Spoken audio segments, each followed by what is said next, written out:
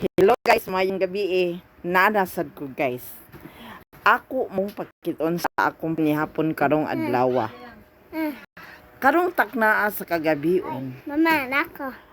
Kaon ko guys. Mga anak ta bibi. Oh, kanan kapayas. Oh. Kanina lang banana. Mo ni among pagkaon guys. Litson manok, nay uwang, nay saging, kanon. Cook dayon guys. Kaning cook guys. Cook ba kani? Di ta magpalabig inom guys ug kaon tag litson manok or mga kani everyday once a week ra guys. Kay high blood ta. Oh. Madiabetes ta. Unya kaning manok guys. Pakahapdo sa tiyan. Sige tag kaon ani. Busa. Dili ta magsigig kaon og karne guys, gulay gyud og fruits sa maning papaya, kani ba? Banana. Mo na atong kanon nga ngayan gulay o mga vegetables or fish, mga isda. Dili ta aning mga litson manok pre ana, kok pre ana. Okay ra na siya once a week. Di ba?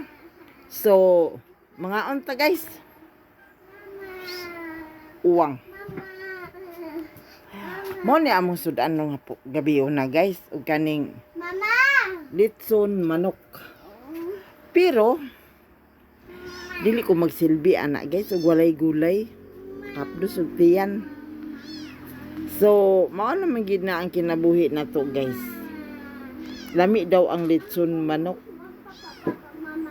Lami usahay ra pero kanunay kay dili luod.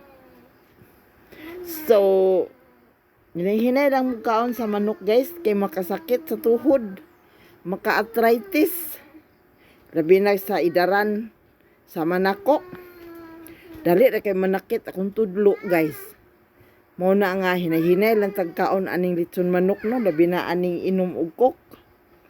Mao ra na akong reminders aning taknaa sa kagabion.